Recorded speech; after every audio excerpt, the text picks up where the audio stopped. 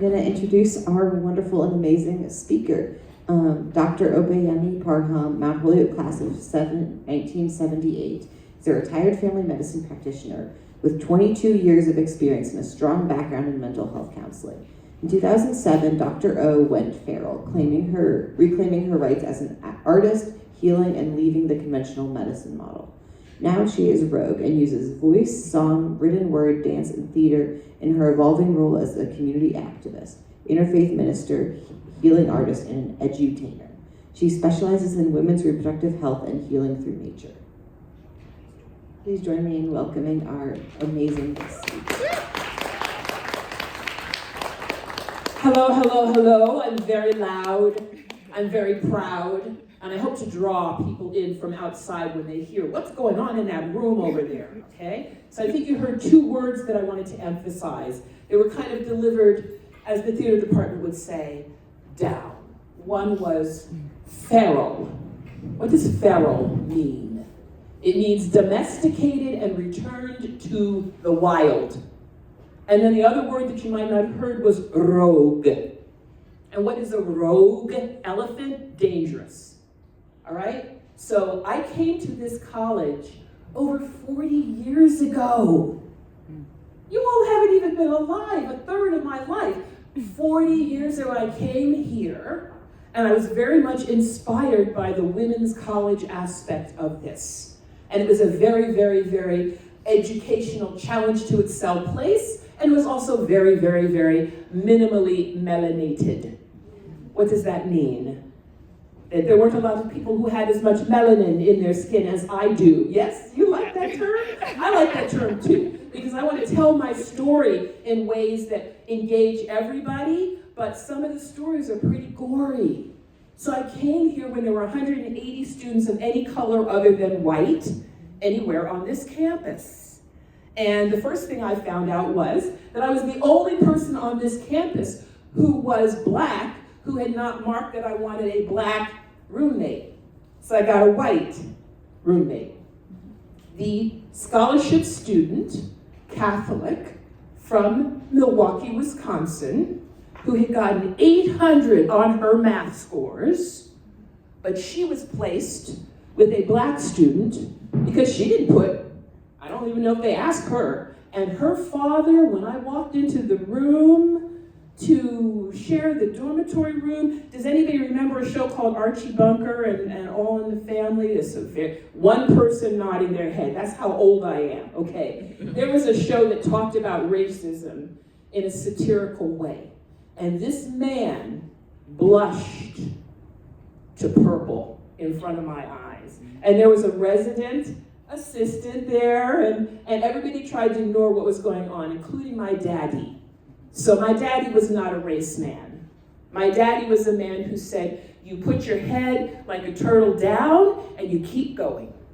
So that's how I came to Mount Holyoke. And I was a biochemistry major at a time when they did not have interdisciplinary studies. And you see how dramatic I am? How am I going to be a biochem major here? I'm a biochem major because I want to be a doctor, not because I want to be a biochemist. But that filled the most requirements. And I love that I went to a liberal arts school. I absolutely love it. I didn't at the time when I was trying to fill all the requirements, but when it came to a requirement that was going to be about liberal arts and, what did we say, mental health? I couldn't take the psych class. It didn't fit into my schedule, so I took anthropology. What's anthropology? I don't know what anthropology is. Changed my life. All right? This is an interfaith luncheon, and I'm saying anthropology changed my life because I came to this school loosely Christian-ish. We went to Easter Sunday stuff sometimes, and I was raised around a lot of Jewish people, because I went to school in Washington, D.C., and I knew the Jewish holidays as well as I knew the Christian ones, the big ones. Okay, but I didn't know much else.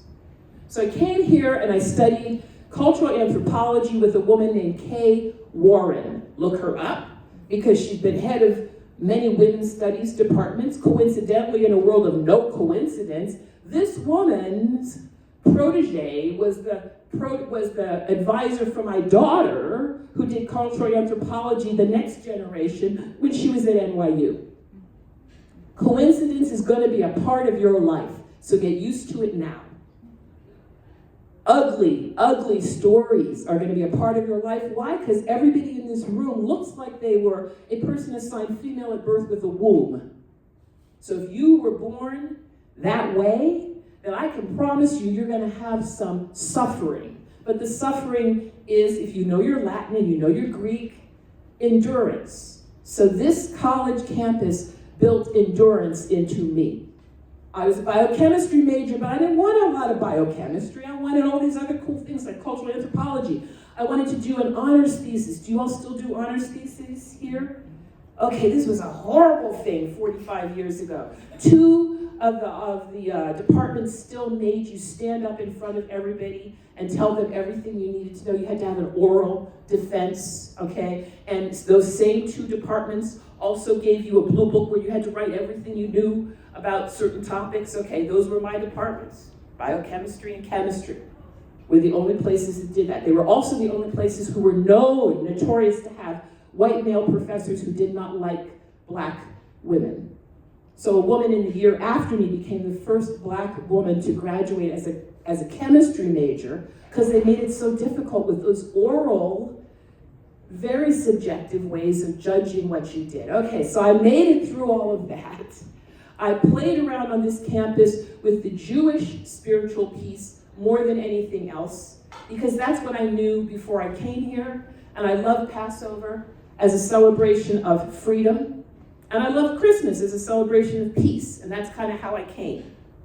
But along the way, I started to be interested in mystical, magical things. That's why we decided to call this something about the magical art of healing. And I started to know that if I had done that psychology, I would have been pretty wounded. Because psychology would have made the thinking that was going on in my head, which psychology calls magical thinking, wrong. But it wasn't wrong in cultural anthropology. It wasn't wrong when I was studying cultures that were trying to figure each other out and recognizing that nobody who's deep inside the culture really talks to anybody else. It's just the people at the boundaries.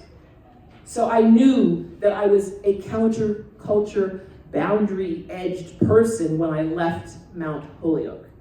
And I left Mount Holyoke with one deck of tarot cards that had been gifted me by my father when I was 16 years old. And I kind of played with them every once in a while, but I had this really weird experience with an uncle where I'm new to the cards and we're in California, and he's like, do my daughter. And I did his daughter, and it kind of said, well, she's kind of selfish and lazy. I couldn't like make the cards say anything else.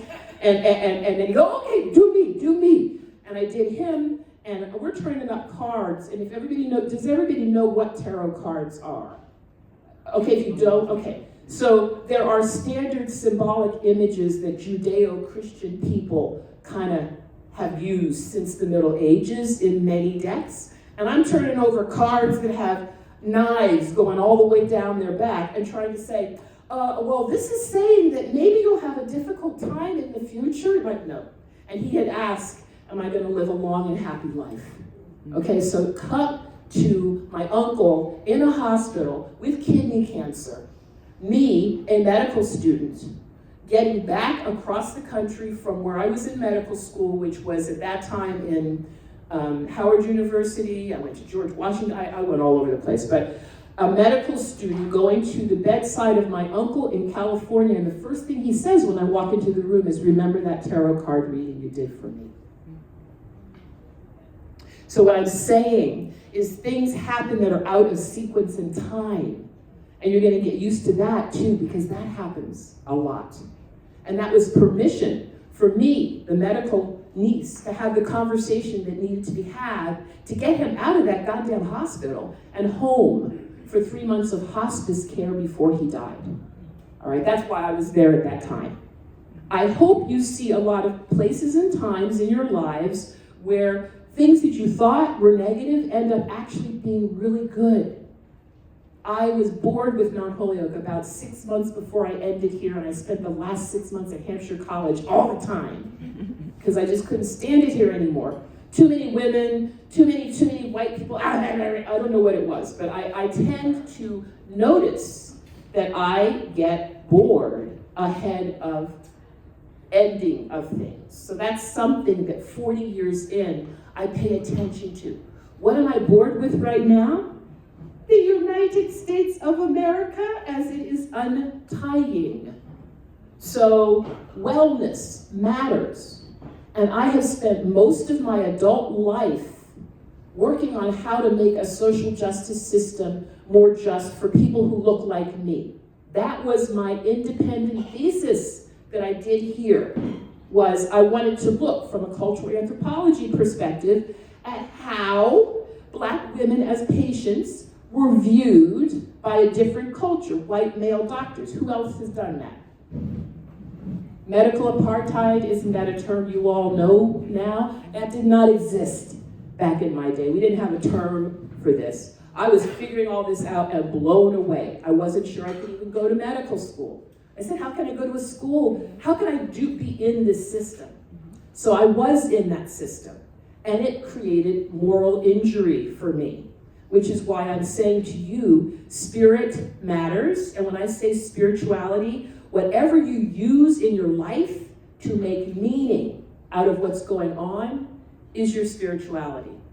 That's a definition I got from a workshop for doctors. I did not get that as a doctor.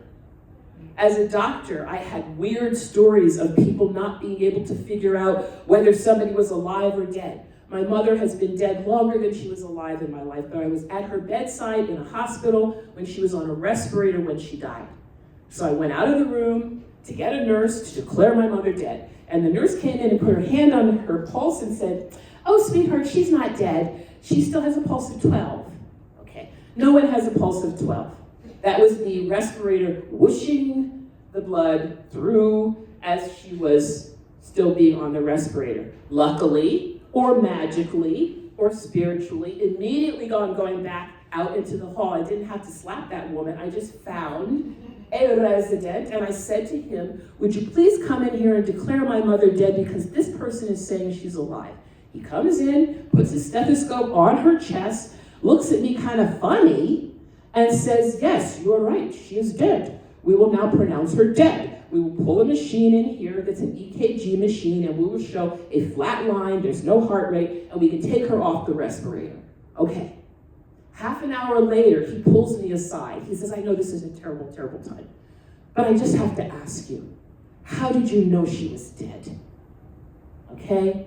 I teach lots and lots and lots of people. When I taught the New England School of Acupuncture students, right, they go, when I teach the Harvard students, they go, yeah, how did you know she was dead? This is where our culture is now, okay? I had to say to the resident, I knew my mother was dead because I was sitting next to her with a book I had said to her that morning in her coma, Mama, I think you're gonna die today. I sat down to be with her. 15 minutes later, she wasn't there anymore. Because it's like if you're in the elevator and the music goes off. You notice the music is gone, but you didn't necessarily notice the music when it was on. Oh, okay, say the Harvard students, all right? At least they recognize chi, say the New England School of Acupuncture. At least they know what ruach is, say the rabbinical students. Okay, at least they know what prana is sometime. So, my chosen profession, where I did a lot of really good stuff, right, Debbie? I just got complimented from a patient that I had years and years and years and years ago. How cool is that? How magical is that? But it would break me if I had stayed. I could only last in that toxic environment about 20 years, and my spirituality was pretty strong.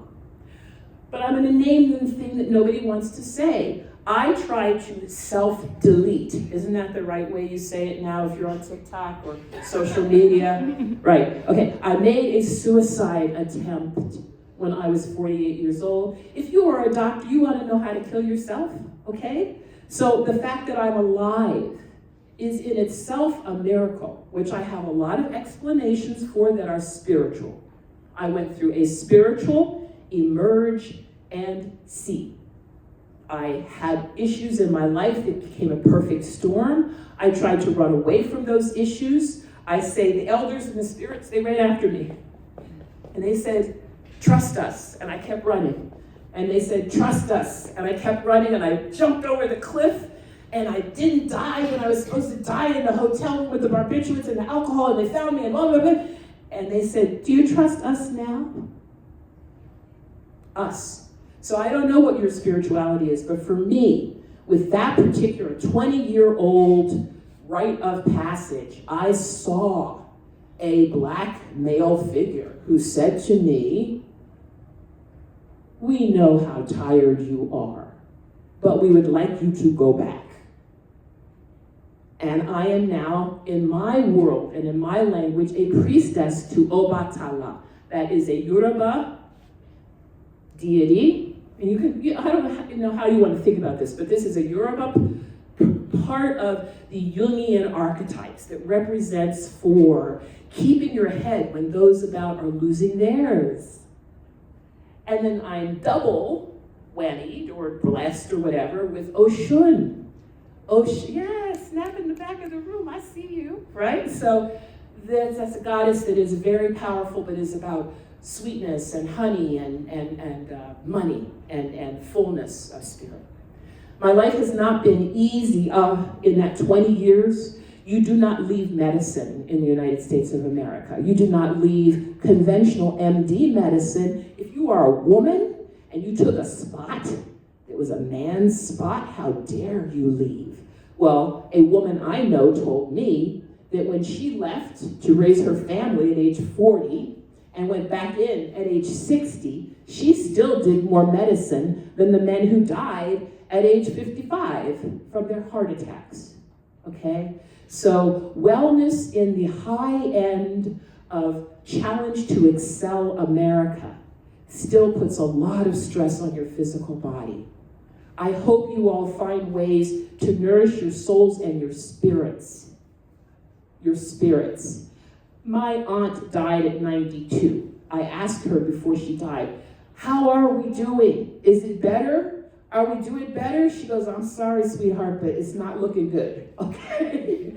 So she died about 7 or 8 years ago. And I'm saying, at age 68, things are not looking good. Someone needs to tell you out loud, things are not looking good, and you can be strong enough, and you can have the spirit to know what to do and do it. You're not going to figure it out rationally, because it doesn't make sense rationally. There are going to be times when your intuition will kick in. I'm thinking of the time when I was doing work with abortion laws in Boston, and people were really afraid of going to their mailboxes, and they were really afraid, are we going to be bombed? Are we going to be physically in danger? And we had to just say, we're going to always trust that we're going to go the right way, that we're going to feel inside of us, oh, don't go down that street today, go down this street. We're going to have to get stronger in those pieces. And that's the pieces that get called witchcraft. I'm with a group that's doing a second volume of essays. It's mainly black women, and they call themselves Women in Tune with Conscious Healing, Witch. So there were 33 essays. They're available in a book called Witch Voices, and there'll be 22 more.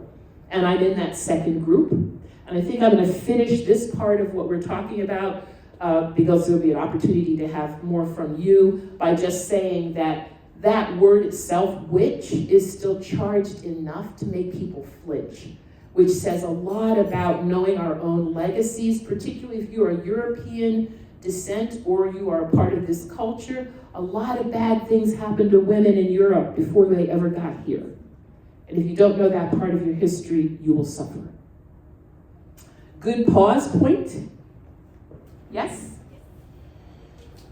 Pause.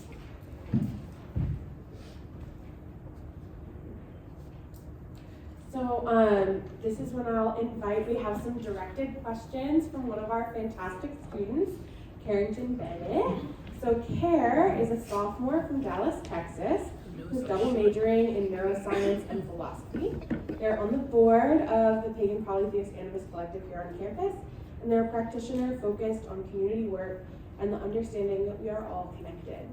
They hold a special focus on creating diverse, equitable, and safe spiritual spaces using their knowledge of practices derived from African American and Caribbean peoples.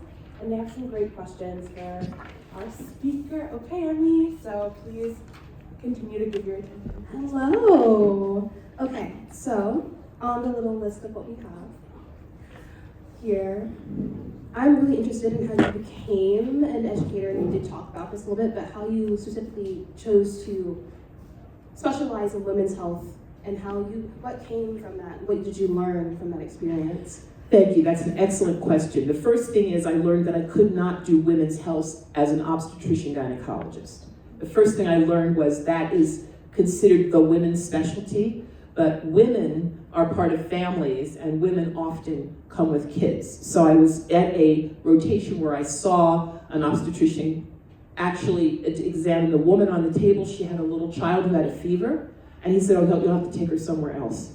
And I was so shocked that I said, oh, I gotta do family medicine. I can't do obstetrics and gynecology. So that's when I knew that in order to serve women, I was gonna have to do family medicine. And I had to get off the East Coast to do good family medicine. So I went in the Midwest to a school in Cincinnati. I didn't even know about Montefiore, which is an excellent urban family medicine program, but I didn't know about it because I had no good guidance counseling at all. At Howard University, a microbiology professor said to a class of 150 people, raise your hand if you're going into family medicine. Like 2 of us raised our hands. Oh, you're the people who are gonna get paid in chickens. You're gonna get paid in chickens. It was considered humiliating, but if you look at the cost of an egg now, you know that's not such a bad. Thank you. Okay, so I was doing some research and I saw some social media sites, and I want to know how you got involved with things like TikTok and things of that sort. I'm such a counterculture, witchy, bitchy person that I went on TikTok when the then president told me not to.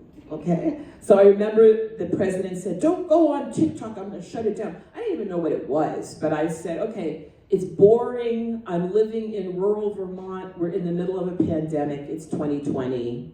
Let me check this out. And I'm a dancer, okay? I'm a dancer. So I never did Instagram. Facebook, I've been off and on. It creeps me out. Never did X. But ByteDance got me.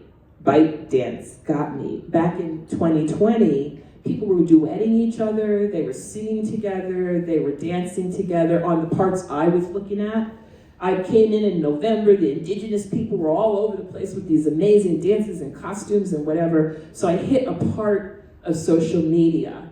And then I said something. I said, white women are gonna have to deal with the fact that they had the Casual Killing Act and Virginia made it legal for you to beat your slave to death.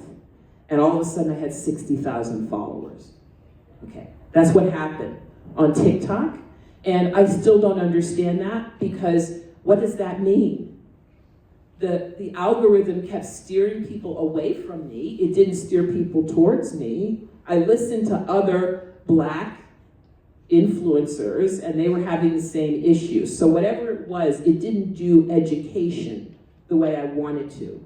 But I'm still over there pushing people towards other people's pages. I don't put anything else up there anymore because I think Trump is really dangerous personally. So other people's stuff, pay attention to what they're saying and I'll share, but I don't post anymore.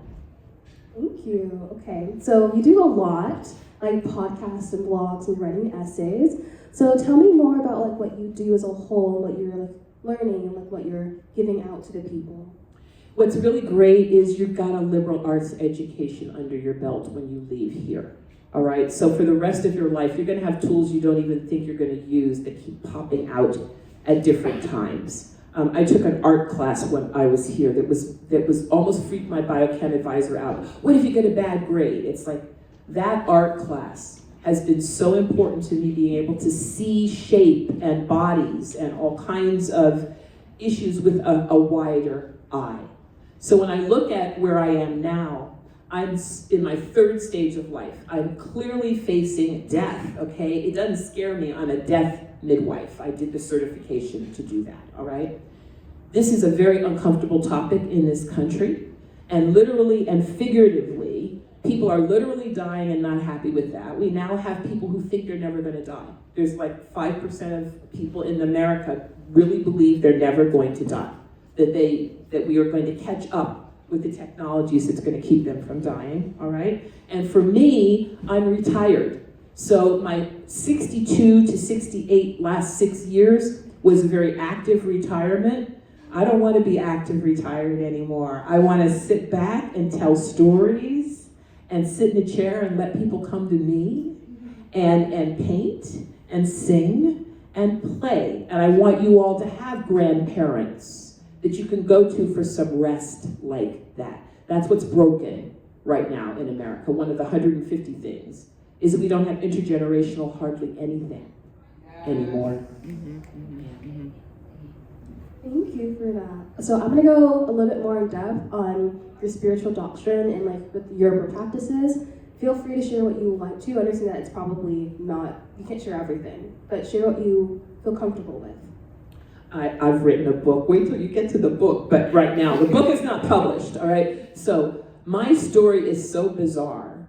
About 40 years ago, I had those tarot cards, right? So I knew that there was something floating around that was earth-based that I wanted to explore. And there's an organization right in your own backyard called the Earth Spirit Community, all right? They were a couple who sort of went around and did anti-Satanist work. So it's like everything related to pantheism and earth-based spirituality is not worship of the devil. That's what their first work in Boston was. And Boston had a real bad blip of satanic panic in the 90s that I missed, fortunately. That organization has a yearly event called Rites of Spring. 38 years ago, I went to their yearly event, got God smacked, all right? God smacked. I used their Celtic rituals and their Celtic herbs, and they say, get up at 7 in the morning and go to this place and look at the sunrise. And I go and do this, and all of a sudden I'm getting a download from a lion-headed goddess with breasts, and I'm like, who the hell is this? And I go back to this, she's shaking her, Sekhmet, you got Sekhmet, oh. So I'm going back to these people who have more of a pantheistic model. And I was starting to see things that I didn't even understand. So I call them my foster parents, okay? Because we were never super comfortable with each other. Very, very white, very, very Celtic, that's the Druid people. And also the ones from the other side, the Vikings, the heathens, all right? And I watched with fascination as those two groups learned to play nicely together. Because they were two white groups. They weren't one cohesive group. And I was an outsider. And when I tried to present, here's the pantheon of Ifa tradition, they weren't interested in that, okay? I'm okay with that, just like I'm okay with indigenous people who just got their traditions back in the 60s. They don't necessarily want to share all their stuff. Here's some white people figuring out they had something before the Romans came and conquered them, and they'd like to figure out what that is, and they're not too interested in mine. Okay, but I'm interested in mine. I'm interested in the blood that runs through these veins. There's oppressor blood that probably has me connected to some of that stuff. And that's why I call myself eclectic these days. But more and more, I am associating with people of the global majority who are looking at earth-based spiritualities. So that collection of books, authors, we're using automatic writing as a way to get in touch with our creativity. I did that once before, and it was very strange. There's a great movie called Hilma that is about Rudolf Steiner's wife, mistress, friend that has a period where Denmark and Austrian women were doing this. There's a lot of spiritualism at the turn of the century, the last century, the 1920s, 30s, here in this country. If you go to certain parts of the United States, these old little Yankee churches, you'll see these stoic pictures like you have on the campus here, like you have at Amherst, but they'll have Native American guides standing behind them in the picture, or angels standing behind them in the picture. It's really wild. So Thank you. So, there's a lot of things I want to think about. So I want to think about I'm gonna spitball for a little bit, guys. I apologize. I'm a philosophy major, okay, and like the philosophy of like medical ethics and things of that sort, I feel don't really include spiritual philosophy. So how did you take that? How did you go through medical school and go through the medical system knowing that those philosophies do not align with yours? I had to go outside the system and supplement. So I knew I could not be a doctor with what they gave me as far as tools. I saw that for the first time in an emergency room on a rotation where I was telling a mother that her son had been in a motorcycle accident and she dropped the phone on the other end and she's just screaming and I have no contact with her because she's dropped the phone on the floor. So I said, whatever they're teaching me on this side isn't enough. And I added a second month of social service support on the other side. I invented a rotation for myself. And then I went and joined as a family practice doctor, a place that was training crisis intervention, that was saying most of what comes into your family practice office, you could probably handle with 6 weeks of an hour of active listening and counseling. So they taught me how to do that. There weren't any other doctors in that room with me. There were rabbis, and there were priests, and there were social workers. So whoever has suggested that conventional medicine doesn't cover this, absolutely right. So take your spirituality with you, take your family with you, and sadly, hospitals are not a safe place to leave our people to heal. Not these days. You have to stay with them, one way or another. And what time are we at? You got one more question in you. Slay. So this is like advice for anybody else who's out here who wants to go into medicine. What would you, if there's one word of wisdom that you could give to everybody in this room about academia, about medicine and spirituality, what would you give them?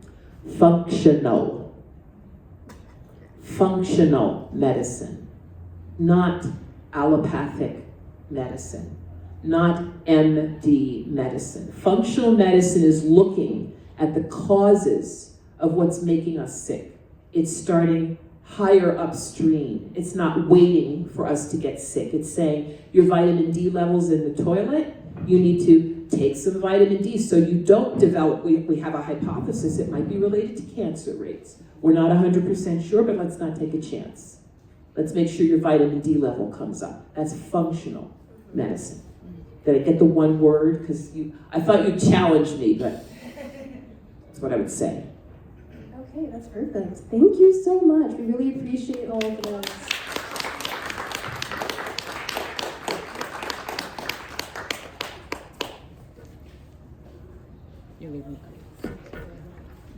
Thank you so much. That was really amazing. We have about 10 to 15 minutes of question and answer time from you, our lovely studio audience. So if you just stick your hand up if you have a question, I'll bring you a mic.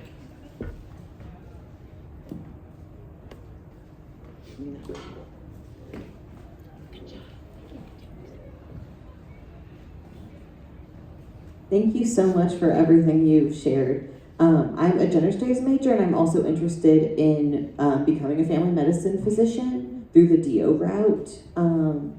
And I'm curious, you mentioned that additional rotation that you did at the end that you found really helpful, and I'd love to hear more about that, because that sounds really wonderful. Sure, that was at the University of Cincinnati, and I was in a very British program. So I was in a program that wasn't based on the American model of family practice. It was based on a model where you did a lot of your care for your patients and you turned them over to a specialist when they went into the hospital. Consequently, the kind of care that happened when somebody came out was much more thorough.